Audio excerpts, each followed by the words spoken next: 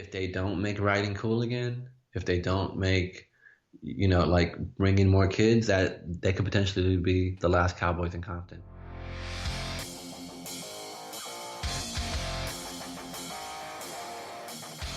Hey, CNFers. It's the Creative Nonfiction Podcast where I speak to badass people about the art and craft of telling true stories, how they became who they are, and what they're working on. I'm your host, Brendan O'Mara. Hey, good to be with you. Today's guest for episode 201 is Walter Thompson-Hernandez. He's what I call a multi-hyphenated storyteller. He uses audio, video, of course, the mighty pen in his line of work. He's the author of the new book, The Compton Cowboys, The New Generation of Cowboys in America's Urban Heartland. This book is bonkers good, but we'll get to that in due time. Make sure you're subscribed to the podcast wherever you get them, man. Apple, Google, Spotify, Stitcher, Pocket Casts, it's all over. If you dig the show, consider leaving a kind review on Apple Podcasts and linking up to the show on social media. Tag me and the show at CNFPod, at Brendan O'Mara, and I'll be sure to jump in the fire with you. So, excuse me, got a yawn there. I'm not bored or anything, but sometimes when I'm talking I get a little out of breath and I had to catch it, and it's probably going to happen again. The real question is, will I edit it out? I don't think so. So the past few weeks I've been mired in my own cauldron of bitterness and resentment again, but I've been trying to apply some leeches to the skin and try to purge that out of my system.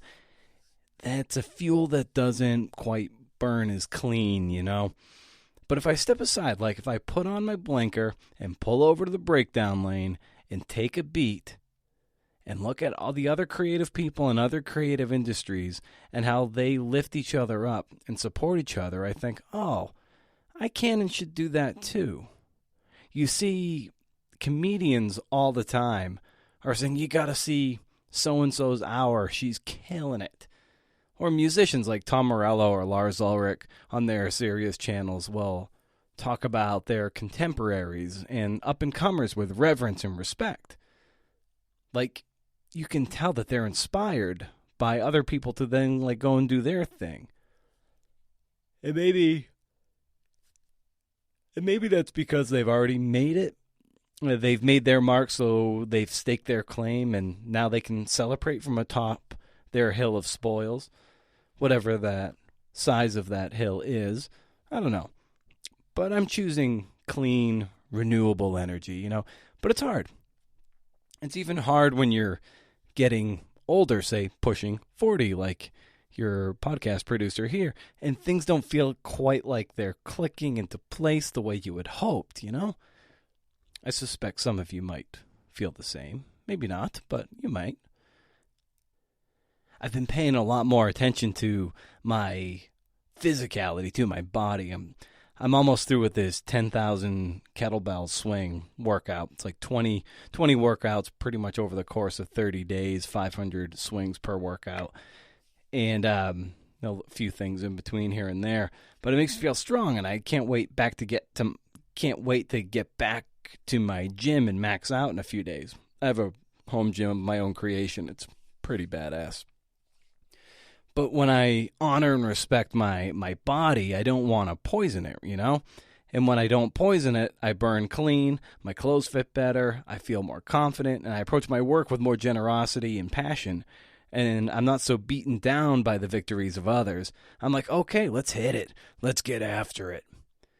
We're in this for the long game, right? And all of that is because I'm treating my body well, eating well, not waking up with brain fog and hangovers. The worst. There's nothing like lifting heavy weight, man, at least for me. And recently the world deadlift record just fell at the hands of Hafthor Bjornsson. 500 kilograms, over 1,100 pounds, I believe. Close to it. And he made it look easy. But think about the dedication, the sacrifice, how every calorie he ate, every night's sleep fed that obsession. Like, are you doing that? How bad do you want to finish your book, right? You're going to have to make some sacrifices, and you might get there, and maybe you won't get there, but you'll never know unless you give it your all. Like, I'm dying for a 405 deadlift. My last max was 385. I'm knocking on the door. I plan on maxing out again in about 2 weeks. Point being, what are you willing to give up to get there, right? And with your work, for instance, how can I help you get where you want to go? I hope this podcast helps give you some of those tips, unpacking how these masters go about the work. But if you want to take that next step, everything I'm talking about is having that coach in your corner. It's about accountability and about knowing where to put the pain. Everybody gets tired in a marathon, and a coach will show you where to put the tired. Likewise, I'll show you where to put the self-doubt, the tired, the grind. When you're so fucking tired of your own voice, how do you persist in the face of that guy? Email me and we'll start a dialogue. Creative Nonfiction Podcast at gmail.com or brendan@brendano'mara.com. Your choice. I'd love to help you get there the way a trainer or a coach will help you get across that finish line.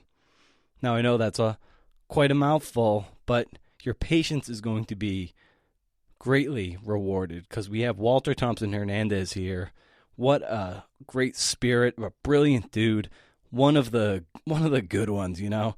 And we talk about where he came from, basketball, and the healing power of horses. I'm a horse racing guy, so I know a thing or two about horses.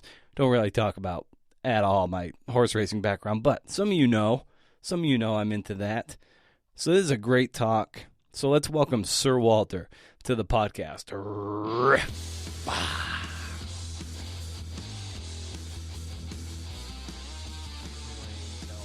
So I love this idea of this toolbox that you have access to. Like you're a storyteller and you're using all these things. It's like I feel like I'm really grateful. I think a lot of it has to do with like I have ADD, so I get really bored of stuff, so I kind of have to switch it up a lot. But I also like I do move between like format and medium a lot, and you're right, like I'm not, like I am a storyteller, and I think different stories require different things of us and different, mediums. So yeah, I'm definitely doing that. Is there a particular one that really speaks to you above all else? Yeah. I think it's writing. I think like I really started all of this by like writing and reading. So I think like the photography or like the sound, the audio, or even like the hosting of videos that I've done also, I think like that all is secondary to like the words and the writing. I think that to me comes the easiest. But yeah, it's all to me like it's all one and the same. But I do think like writing is my primary form of storytelling for sure. So you grow up in Southeast LA and to a single mom, and she's a PhD student in literature. I think it was UCLA. UCLA, yeah, that's it. Okay, and so clearly, your mom's drawn to words, to books, to sentences. Does that get into your bones very early in your life? Yeah, man, I think it does. I think like my mom couldn't really afford a babysitter, so I used to like when she used to TA classes. I was in her class. I was like sitting like in the back of her class, and I was with her during her office hours, and I was always on campus because at that time I also went to elementary school on the campus of UCLA, so I was really around my mom a lot. And so like it was really great. I think I was introduced to like literature and like reading and writing at a really early age. And like, I didn't really read children's books. Like I read all of my mom's like grad school reading assignments, so yeah, I mean, it was a really interesting time. Like I used to, just like really take in her world, and I'm really fortunate for that because I kind of developed this like love of reading and writing early on. Were there any particular books at that age that really stuck out to you in particular? Yeah, totally. My mom's like primary focus for her writing was like Chicana Mexican American like feminist readings. So like all the authors that she read, like Sandra Cisneros, Rigoberta Menchú, and people like Américo Paredes, like these are like very sort of like niche Chicano writers, but these authors introduced me to writing and reading. So it like I definitely had like a strong Chicana feminism sort of like writing perspective really early on because of my mom. And I love the early in the prologue of Compton Cowboys. You wrote that you said I was the type of kid who chose to sit up. Oh shoot, I typed this wrong. But in any case, you stood up on a Thanksgiving celebration in third grade, jumping on the table and yelling that Christopher Columbus was a murderer and killed thousands of indigenous people throughout the Americas. And where Yeah. where does that where does that come from? Yeah, 100%, man. I think it comes from my mom. Like my Yeah. mom, like I said, like she was really active. She was also an activist. So our weekends consisted of protests and hunger strikes and rallies and also like sports. So it was like a protest on Saturday morning, and I'd have like a basketball and soccer game on Saturday, and like on Sunday morning we'd be at some hunger strike. So I think like from a very early age I was sort of like taught and inculcated with this idea of like there's history, there's like the history books that you'll probably be taught at school, and then there's this like this real history of like what Columbus did and like how like race and racism works in the U.S. and throughout Latin America. So I think like at an early age, like I remember that Thanksgiving celebration at my school, and like everyone in my school was crying and yelling at me, and I thought like I had to speak out because something was wrong, and like this idea that they were trying to teach us I think was wrong, and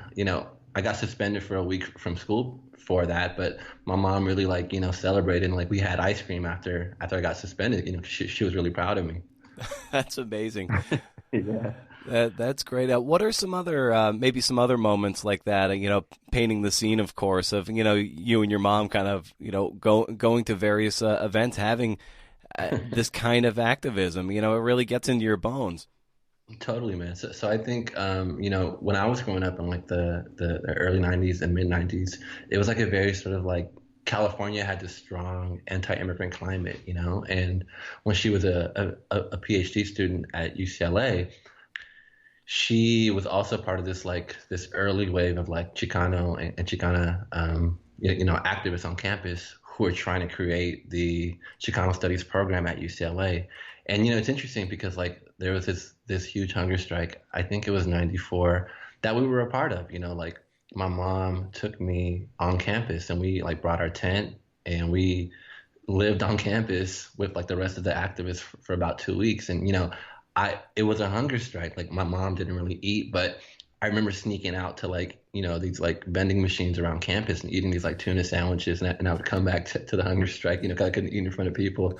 But it was interesting because the after that hunger strike they created the Chicano Studies program, and I think about like 25 years later I was in that program as a PhD student at UCLA, which I did for 1 year. So just like history kind of like there was this like full circle sort of thing where like the same program that I was hunger striking for is the same one that I was a part of for 1 year later in life. It sounds like your mom's a pretty amazing person. Yeah, she's really great. She's really cool. Yeah, are you guys still close? Yeah, yeah, absolutely. And it's really funny because, like I said earlier, I was in the Chicano Studies PhD program for 1 year at UCLA before leaving for the New York Times.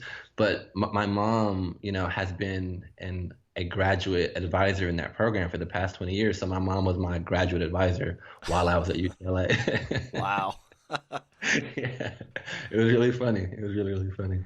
Excellent. So as you're, coming up through high school and everything, at what point do you kind of lock into, what a certain a career trajectory, lock into writing and realizing that that might be something you want to, like I say, like kind of lock into? To be completely honest, I think like because I also played basketball, right? So like when I was in high school, like yeah, I was in, all my classes like were AP classes, and my favorite class was AP English. I still love like all the readings. Like I remember reading Invisible Man in high school and just loved that book so much.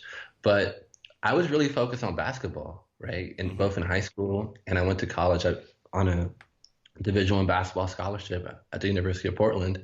And so I think basketball for me and sports were like really like my main driver. And I really wanted to make the NBA, but I still sort of had this like love of writing and reading that I kind of like put to the side, because like basketball was like at the forefront.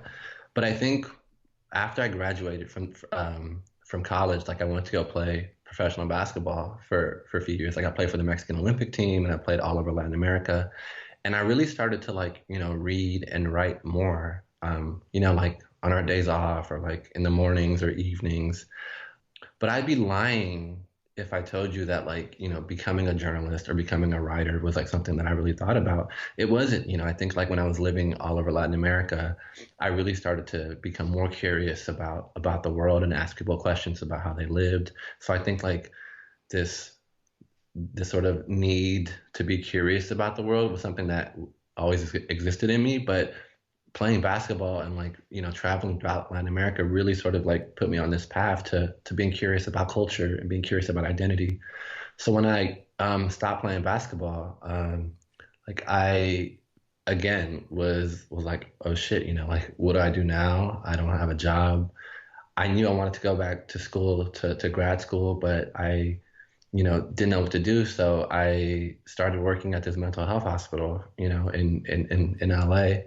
And to be quite honest, I think like my writing really started to develop there. I was in charge of about like 12 or 15 residents. It was a hospital, a lockdown facility for about 77 residents who had schizophrenia.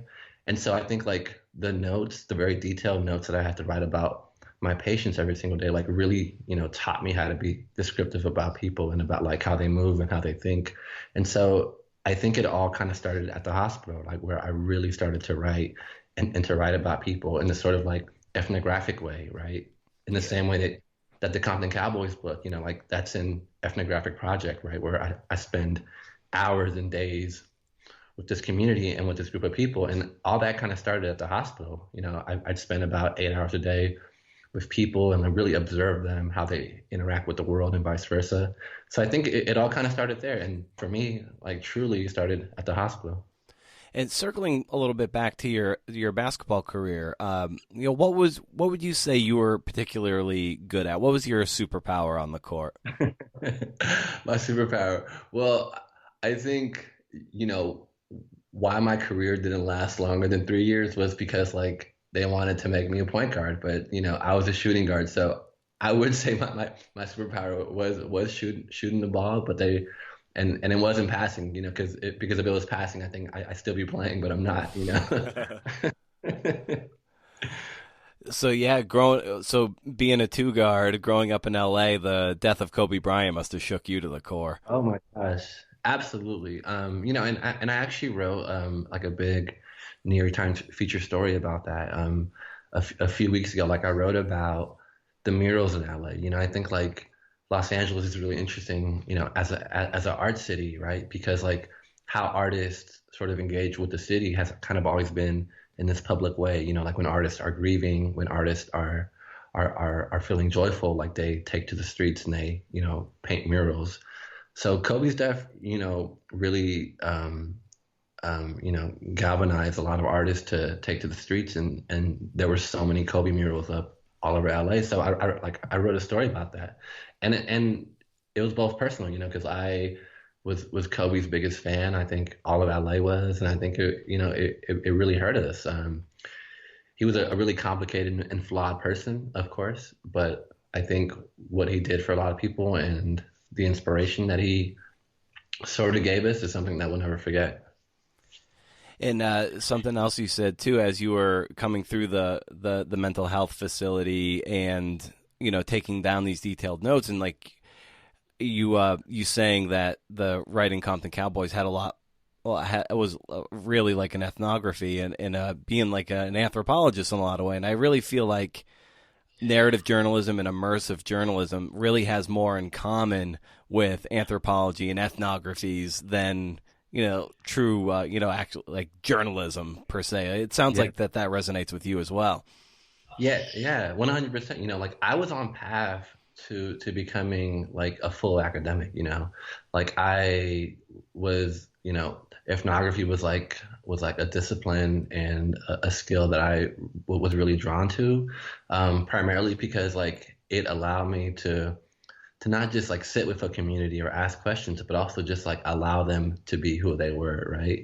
And so the Compton Cowboys project and book was really an extension of the academic training that I had, in a master's program, in a PhD program, where I was trained by so many incredible ethnographers and anthropologists, sociologists, and I kind of like meshed that with like, with like journalism, right? Because I think like what I think I do is like bridge these two worlds together, right? Where we have like, journalism and we have, like academic sort of like practices. So I think I'm somewhere in the middle, right? We're like I think, that there's always this like back and forth, right? Where like journalists will always sort of like, push back against academics and say that, oh, they're so out of touch, ivory tower, that they don't really get it. And then academics will always push back against journalists and be like, well, they're only scratching the surface, it's not like rigorous. So I think like I see both sides and I've kind of lived in both worlds now.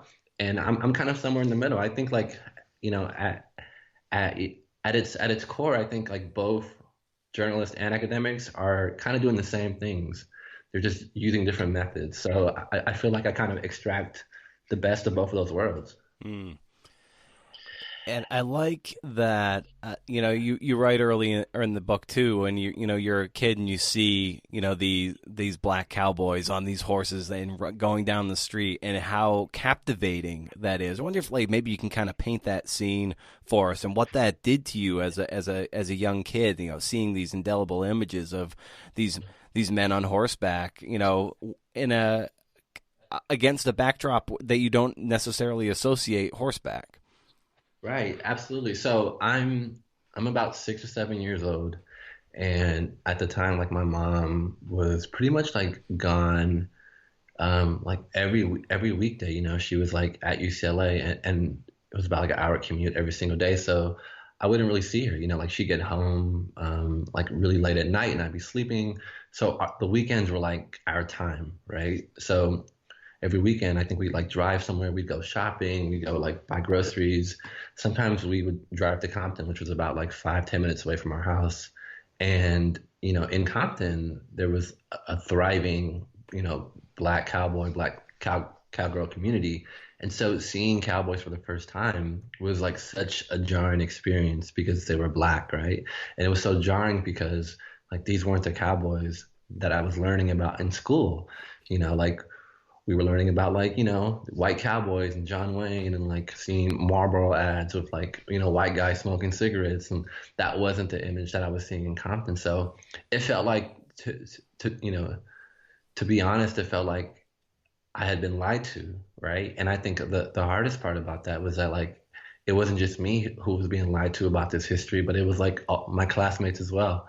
So it was such a jarring experience, and I'll never forget that. Like we're like driving down the street, and I see these like two black men on horses that seem like magical and wondrous, and I had so many questions. And then like I look at my mom who had seen them before, like she had seen Compton's Black Cowboys, and she's not phased by it at all. She's like, yeah, like the Black Cowboys. So it was so funny because like it was such a watershed moment for me. And I think at that age we don't really have the like the lexicon or the vocabulary to really describe how we're feeling. So I think at this age I can kind of like put words to feelings and emotions that really had no way of being described.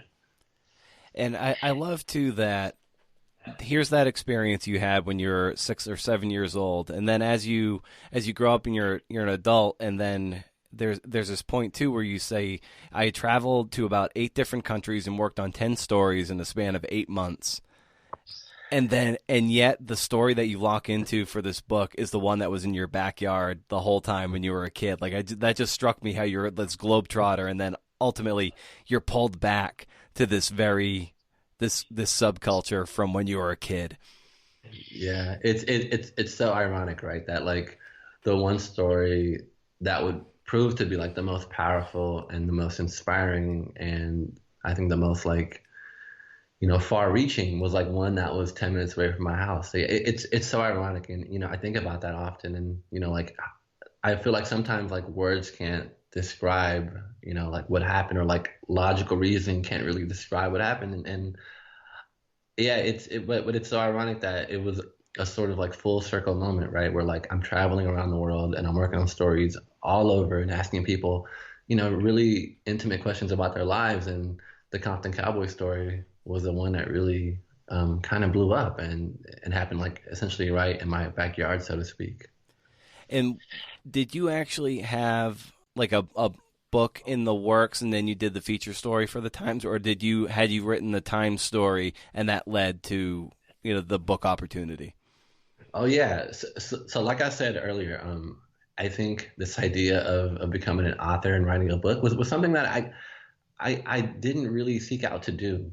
I think I was just like so present, and I've always kind of been present, and I think being present is like why these opportunities happen, but also like the switching back between different mediums happen as well, right? So when I wrote that New York Times feature about the Compton Cowboys, man, it kind of just blew up, and like the next day I had like so many emails and people got my phone number. I don't know how. People were calling me about this story and like, hey, like, are you represented by anybody? Do you have an agent? Like, literary agents, like TV and film agents. Like, the story just really took off and really blew up. And to be honest, like, I wasn't ready to handle all of that. Like, I was someone who had just started writing for the New York Times about 2 months before that, and and that was like a life changing sort of thing. Like being a New York Times writer was like such a huge deal, and so but nobody ever prepared me for like this like the world of having agents or like crafting like a book proposal.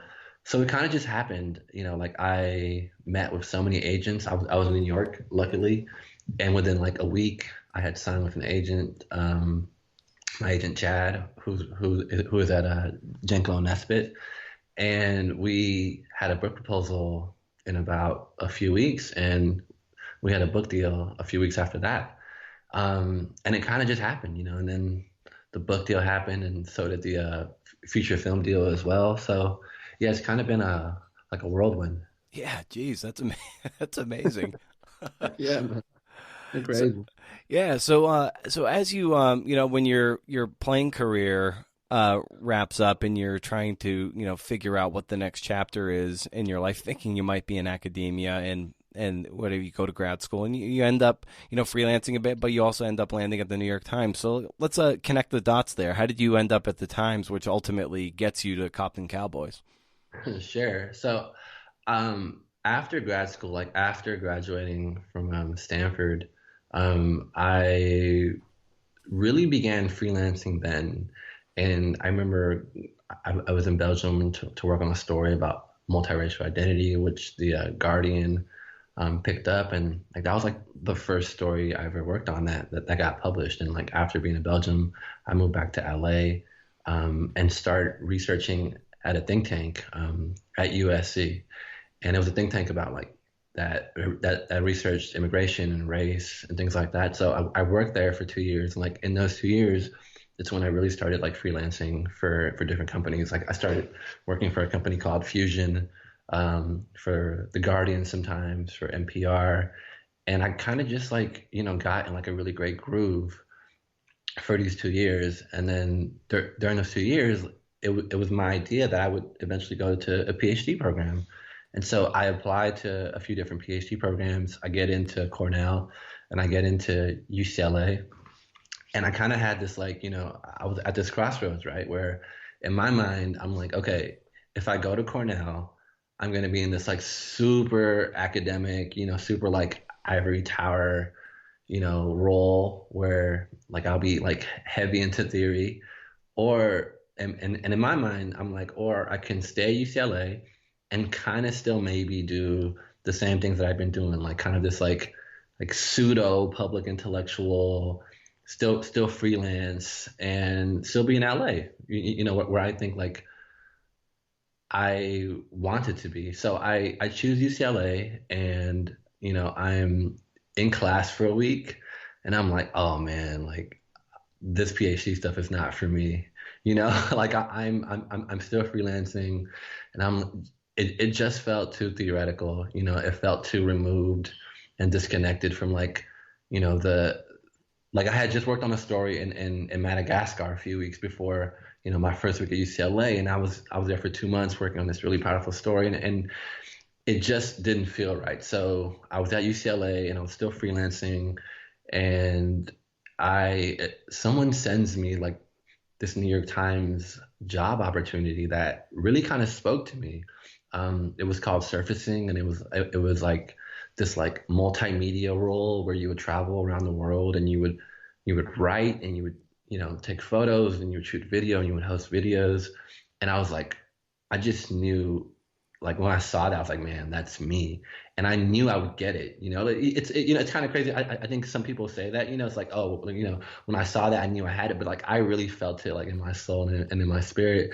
And so I applied, and I kind of forgot about it. And a few months later, I get an email, and 6 interviews later, I got hired, and they offered me the role. Wow. And yeah, it's crazy, man, because like, and the rest is history. Wow. Yeah, that's amazing. So when you're on these reporting trips, what is what are the tools at your disposal? What are you carrying with you, as you go out there and do these recordings so you can gather the information you need to come back and synthesize these stories you write?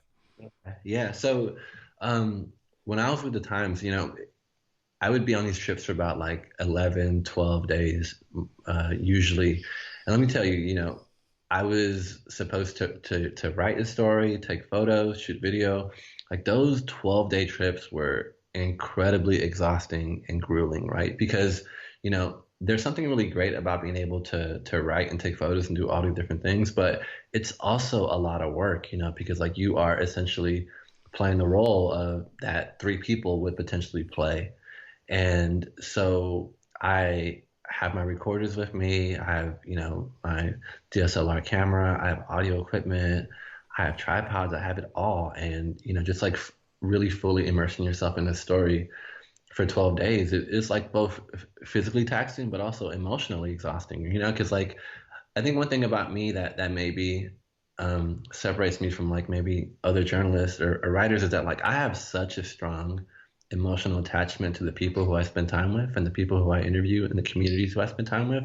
Like I am so incredibly grateful for, to them for allowing me to spend time with them. And like I feel so emotionally attached to people. And I think like, maybe in like, these journalism programs or grad programs, like they teach you to sort of have this like objective, fly on the wall sort of approach. But like, I'm a person of color, and like most of the people in communities who I spend time with, like are people of color, and I feel like they're family in a sense. And I know there's like maybe some people who would be like, well, how could you write about somebody in this objective way? And I think I can do both. Like I, am both a participant and an observer in these communities and in these spaces. And so I think like those work trips were like really exhausting for me because at the end of like these 12 days, I feel so emotionally attached to these people. And I feel like, like I have to write the story in the most honest and respectful way. And I think that's what kind of separates me from others. Yeah, I think that becomes especially more challenging too when you spend. I mean, you're having that kind of attachment in 12 days, and here with with the Compton Cowboys, you spent the greater part of a year with a lot of these men and women, and there's all the more time to be enmeshed into their lives and to have that connection. And so at that point, what becomes the challenge for you to try to tell the most raw, honest, true story, but also in a way, once you're that close to them, you also kind of want to protect them at the same time. So how did you navigate that? Yeah, that's such a great question. I think it was so challenging because I think you're absolutely right. Like after the course of like a year and a half, 2 years, like I've absolutely, like those lines between like subject, right, and journalist, we're often blurred because I consider, a lot of these guys like my friends. Like I'm at their birthday parties, I'm at their like children's baptisms. It wasn't hard for me, but I think it was hard for them at times to really like hear and to read the things that I was writing about, right? Because for a lot of these guys, a lot of these men and women, this is the first time that they're being confronted with like these types of questions, right? I'm asking questions about trauma. I'm asking questions about death. I'm asking questions about drug abuse, alcohol abuse, that they're experiencing. That their families are experiencing. I'm asking questions about death in their families, right? So I think the hardest part was not writing or reporting on it, but it was like being there in these moments when a lot of these like cowboys are really having to confront these issues for the very first time in their lives, right? So it was like part therapeutic for them, which was a lot for me to ingest, right? So I think, one of the hardest parts for me was like what to do with all that information and all that trauma, because trauma is carried and trauma is inherited, but it's also passed through, passed to others. And I think I took on a lot of that. So the hardest part for me was like how did I stay emotionally and like spiritually and psychologically balanced throughout that process. And like that meant like finding a therapist. It meant like really taking time for myself, like being healthy, staying active. So I think there was a lot going on, and it was a struggle for the both of us. And like I hope the book reflects that, because I hope like I write about them in the most honest way, but also with like a lot of tender and care, at the same time. Oh, for sure. Yeah, you write about that well, and it's a testament to your capacity um, to earn the trust of the people that you're around, and then to be sort of entrusted with that story and to tell it in a way that is, at times it's unflattering for a lot of the people involved. But Yeah. I as a reader, I didn't come across like judgmentally or judging Yeah. them for who they are. They just feel all the more human, and that's a credit to Yeah. your capacity to empathize and tell the story in as true and in a empathetic way as possible. Yeah, and that's really true. I think historically, like most sort of like stories about people of color in urban communities are like very sort of like one dimensional and very tropey, right? And I think like my goal was to really tell the most honest story that I could, and to really sort of like create these three-dimensional portraits of each cowboy and each cowgirl, and really sort of like paint them in like the most honest way. And I really hope readers sort of like feel that. And you're right towards the end, which I think the author's note of the book too, which is at the end, at least in terms of my galley, was at the end, and was really pulls back the curtain a little bit. And I think it goes to your point of having of towing that line between the writer and friend, and specifically when you were going to see Kenneth and he struggles with alcohol, Yeah. and you went to see him, you had your recorder and everything, and you could just smell the alcohol on him, and it's just like, as a writer, that that's good stuff and good tension Yeah. and character, but at the same time you were like, at some point you turn the recorder off because you're like, nah, at some point I need to be more human than writer in this moment. Yeah, absolutely. I think that was like one of the challenges, right? Because like, there's like the people in the story are so beautiful to me, and so incredible and so complex and so flawed, and it was really hard sometimes, right? Because it's like I know this scene would be really important to like set up tension, or like to like set up conflict in the book, but there were times where I'm like, you know what? Like I think their humanity to me is, and preserving that is more important than what this book means. And this book is really important, but I think like overall in the grand scheme of things, like who they are as humans is way more important to me than anything. And in moments like that, or in times when you might have to talk to, Kiara about the sexual abuse when she was younger, and then her, and her her brother was murdered, and and then she's into drugs and everything because of all of this trauma. Like, how do Yeah. you, and also with Kenneth's alcoholism and so forth, and how do you signal, at least signal to them, okay, this is Walter in reporter mode, or this is Walter, as a friend. Like, how are you navigating these conversations? So I Yeah. don't know. So there's trust involved. Yeah. I think the sort of rapport and relationship was established really early on. I think like most people, generally speaking, have a really great read on people's intentions, right? And I think most of us like know when someone's intentions are pure and know when someone's intentions are not. And so I think with me, like most people when they meet me, kind of like feel this like really sort of like that my intentions are pure, that like I really believe in this story, and I think their stories are really important and they matter. And I think like people sort of feel that in me. So I think with Kiera and with Kenneth, it helped that we had established a relationship of trust, right? But I think it also helps that I am not naive about any of this, right? Like alcoholism and death and drug abuse are things that I've experienced in my own life and people in my family and community continue to experience and are victims of. And so I think with that understanding, it really helps in telling this story, right? Because, like I'm not approaching this in this sort of like voyeuristic way where I'm like sensationalizing accounts of death or drug abuse or violence, but I'm just reporting it as I see it and also understand it. So I think with them, it was both trust, rapport, but also they felt that I knew what they were saying. Like they didn't have to code switch around me. They didn't have to, you know, give me a sort of performative version of themselves. Like they were speaking to Walter, who is both a friend, who is someone who lives in the community and who also happens to be writing a book about them. And you write also about how, with respect to, say, someone like, Randy and other people who have able to sort of redefine who they are on the ranch. They were able to find and kind of reconstruct a new life on the ranch and be protected by the horses in that subculture. And you also write too that you've experienced a deep sense of survivor's guilt, and you felt isolated from friends and family that had crystallized into bouts of depression, as you write. So, like, I wonder if maybe you could speak to that, because it's something you've experienced and also something that I think was reflected in, just using Randy as an example.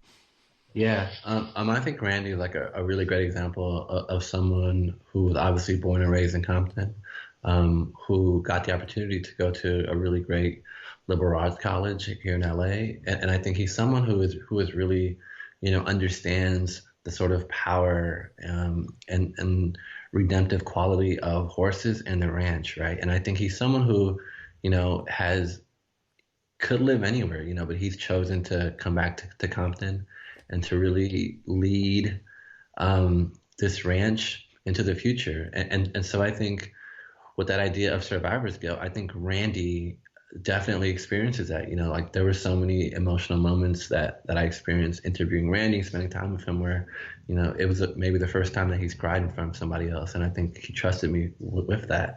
And so and for me personally, I think survivor's guilt is something that I continue to experience. Like I'm a man of color. I have a black father, Mexican mother. I sort of identify with like both groups, and not everyone in my family or my peer group or my community has had the opportunities that I've had in my life, and not everyone has a passport or has left LA.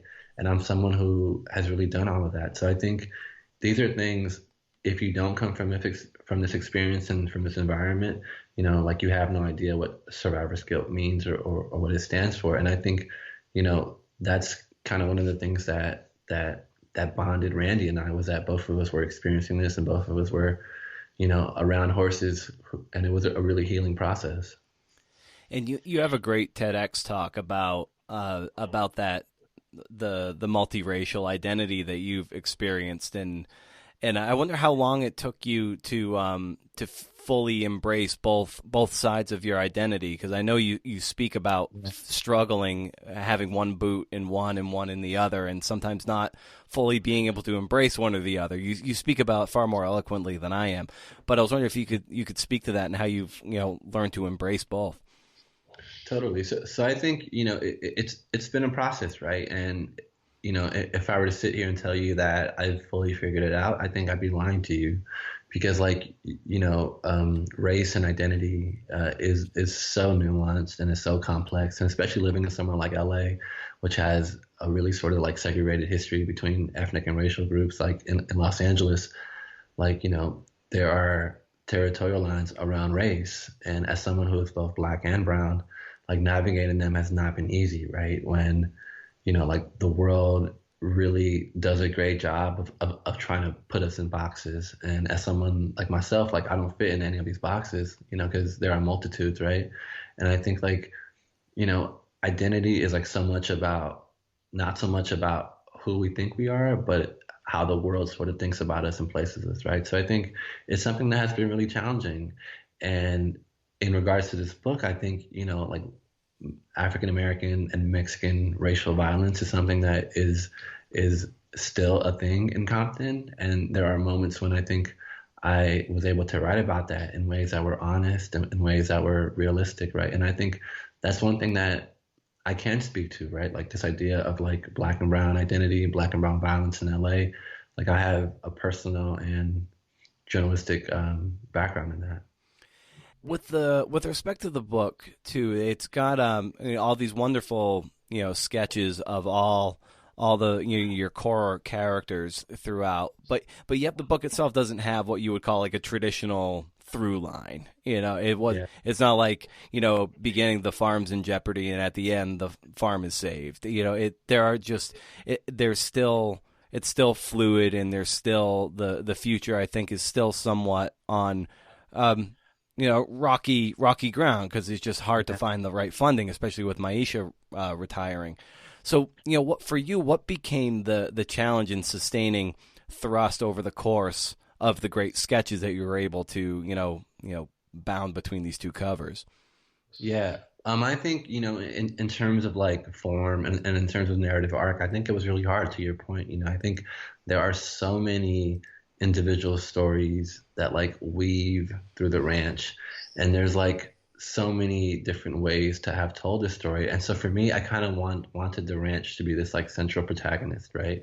Mm-hmm. Where like, the characters and the experiences and the events throughout the book are these sort of different arteries that essentially all lead back to the ranch. And so, which is really challenging too, right? Because like, I think you're absolutely right. I think this book doesn't follow this traditional linear chronological sort of approach, right? Because I think I didn't want to do that because the Cowboys don't live their lives in that way. And, they aren't these sort of like A, B, C, D, chronological ways of living. So I really wanted to emulate how people live their lives and like how complicated, like living for the ranches. And yeah, it's something that I hope wasn't confusing to readers, but that maybe kept people, like on alert, because I think that there are so many different names and experiences that are weaved throughout the book that I can see it being a bit confusing, but the ranch is like the center of the story, right? And like what happens to the ranch is this like what I wanted people to really come away with. Yeah, and I think a part of the central tension also is this an old school, new school thing between the outgoing, Maisha and Randy, being young and being like his early 30s ish as he's trying to take over the ranch, trying to secure more funding to keep this ranch in the center of Compton as a refuge for healing. And also central to that tension too is writing Western versus writing English, and maybe you can speak to that about that dichotomy. Yeah, absolutely. So I think there's absolutely this like generational divide, right? Between this like old school Maisha and the founders and the board and their sort of approaches to writing and to how to maintain the ranch, and their writing style was English style writing, right? And which was more sort of like formal. And you have Randy and his peers who, really love Western writing, which is more sort of like edgier and rougher and really has like a different sort of connotation in the horse world, right? So, and it was just so clear that there was like such a huge divide, right, between like the old school and the new school. And I think that was like such an important part of this story is that, you know, there are questions, right? Like, well, Randy wants to sort of like re-inject this Western approach to writing, but that also means that potentially there's going to be less funding and less money for the ranch. It's also going to bring in like a different type of writer to the ranch because like Mahisha really wanted like, to have these like highly disciplined, very like formal styles of writing, and like that essentially meant a different type of kid. And I think Randy really speaks that in the book where he's like, you know what, like those kids are great, but a lot of those kids who write in that way are middle class and upper class. And Randy really wanted horses to be cool in the hood again. And so it's like such a central theme in the book about like, and it's also, I think universal, right? Because I think universally speaking, this idea of like the old school and the new school is something that a lot of people can relate to, right? Because like, like older folks usually think that young people don't know what they're talking about or like have no experience, or like young people think that, older generations are washed and don't really get it. So I think like that tension, kind of flows throughout the book. And then there's also moments when there's like, synergy between like Randy and Maisha and the new school and the old school. And I think Randy towards the end of the book kind of realizes that, they're all trying to do the same thing and it's not easy running a ranch.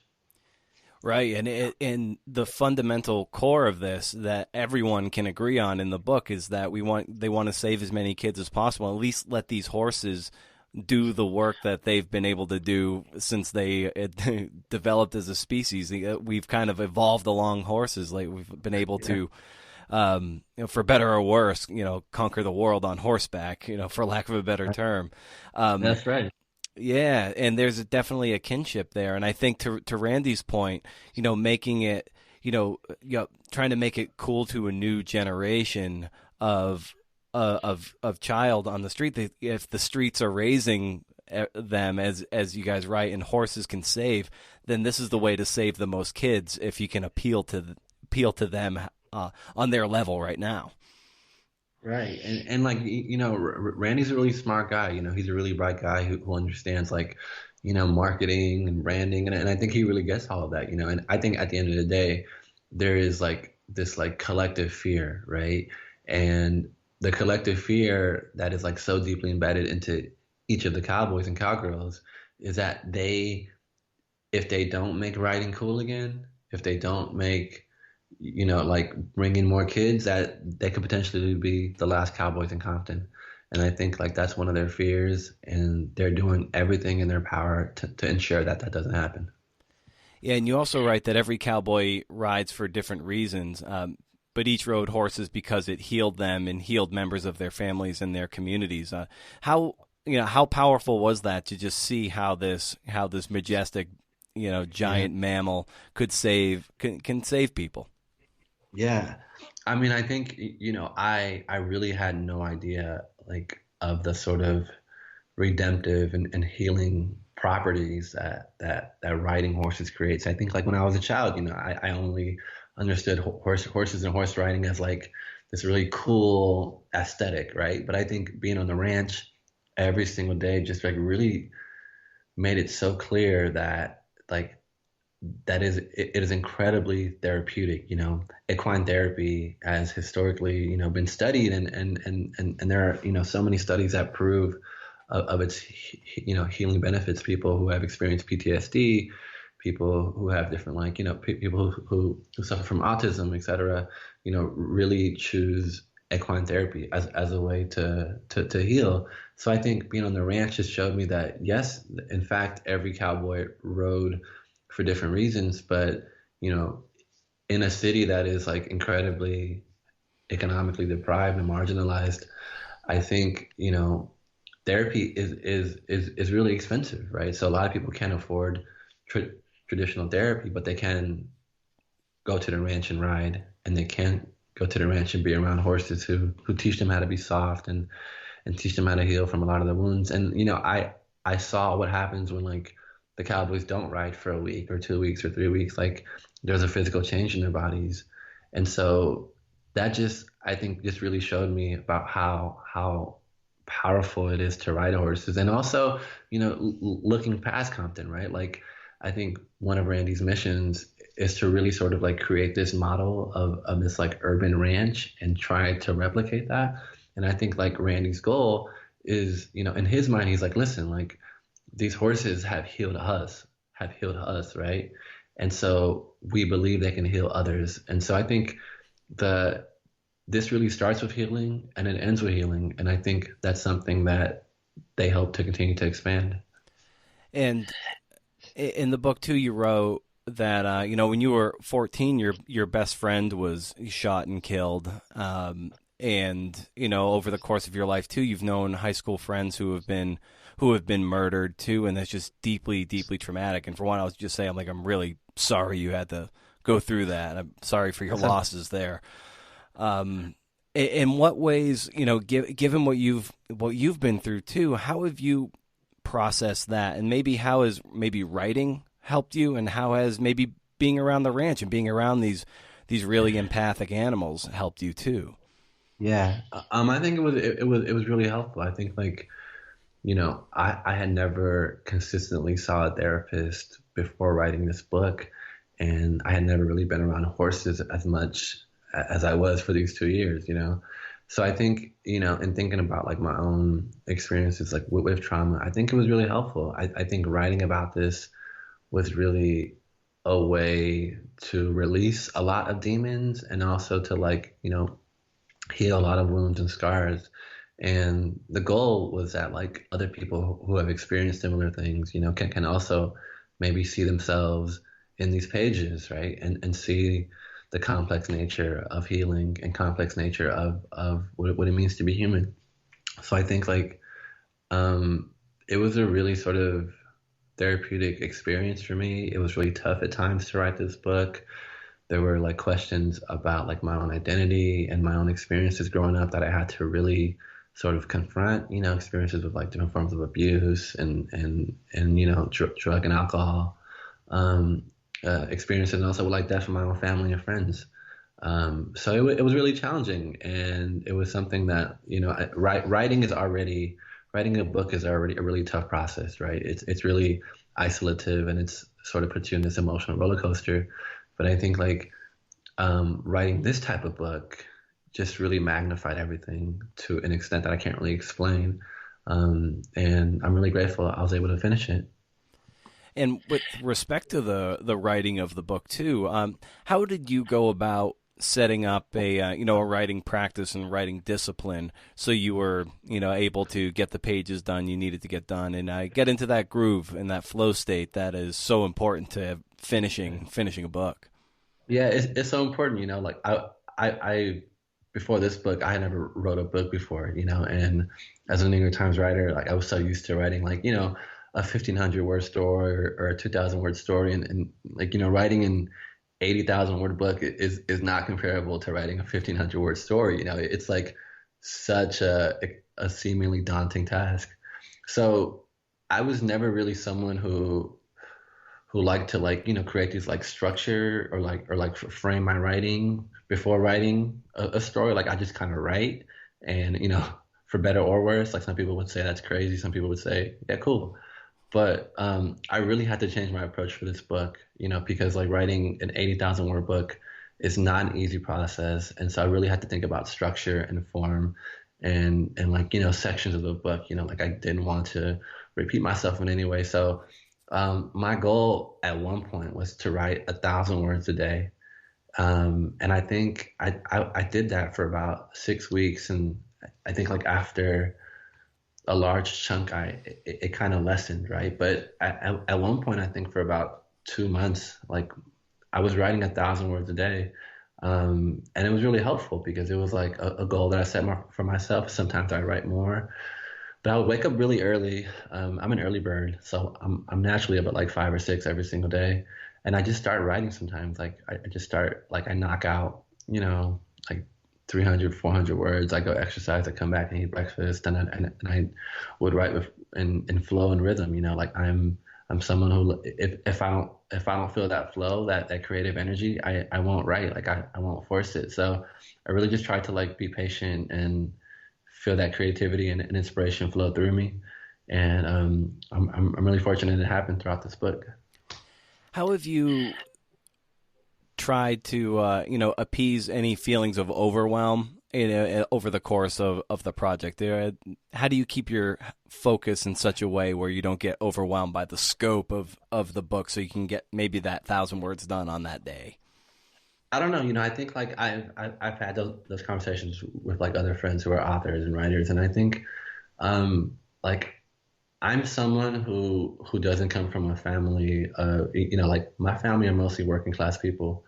Who come from really impoverished situations. So I think for me, it was really helpful to know that in the grand scheme of things, like what I'm doing, right? Like writing a book is challenging and it's tough, but it's not backbreaking like manual labor. And I think for me, and it was a really helpful reminder that there are people in my family and my community who really have to go out there and work 12 hours a day doing backbreaking stuff, using their bodies and putting their bodies and their minds through things that I would never imagine. And, I think that really helped me write this book, right? Because, writing a book and being a writer and a journalist is like a really privileged experience. And at the end of the day, like I'm not working 12 hours in a factory, and I'm not, and my health isn't jeopardized. And, I'm just writing a book. That's what I'm doing.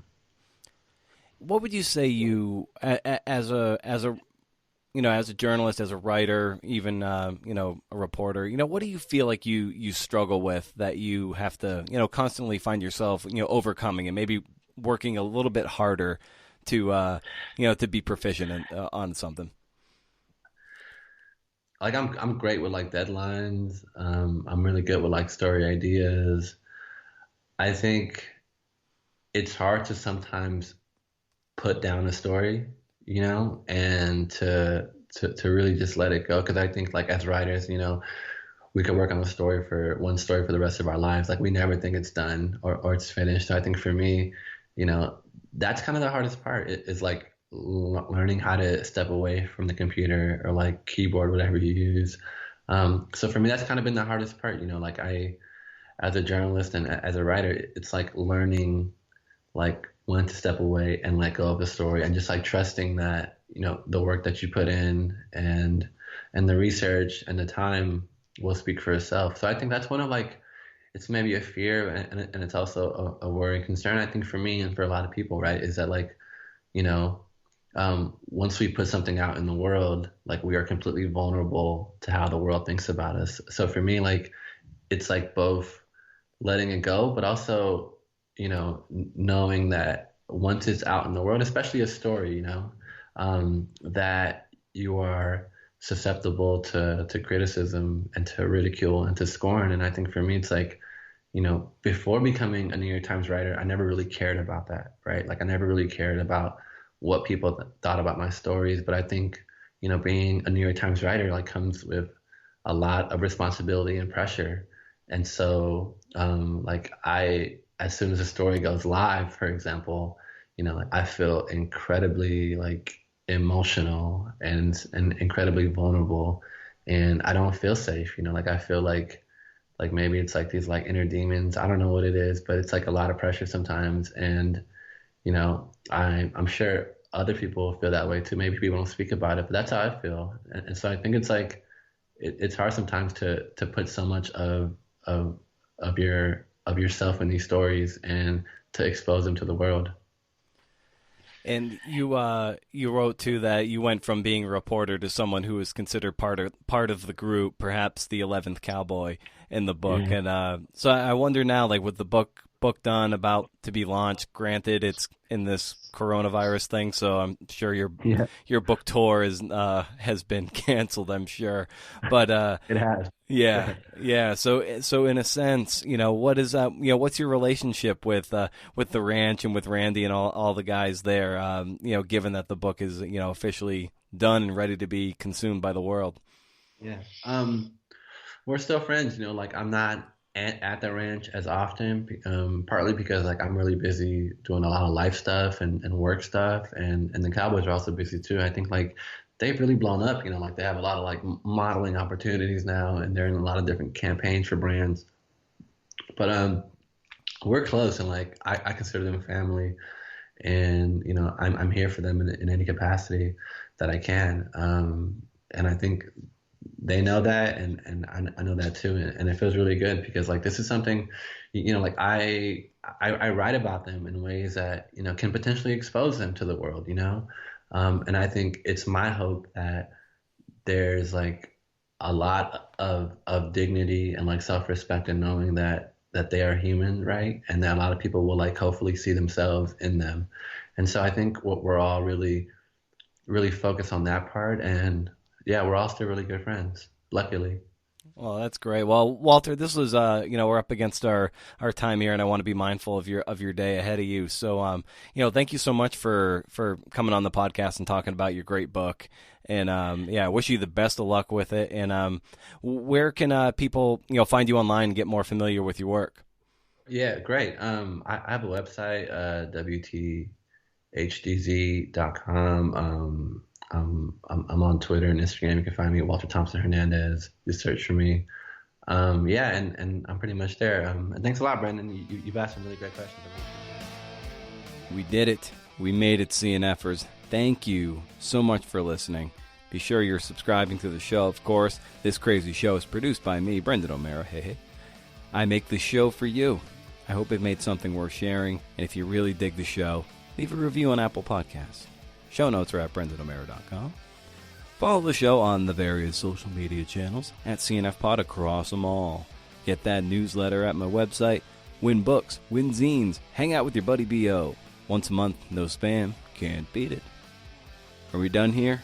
We must. Because if you can do interviews, see ya!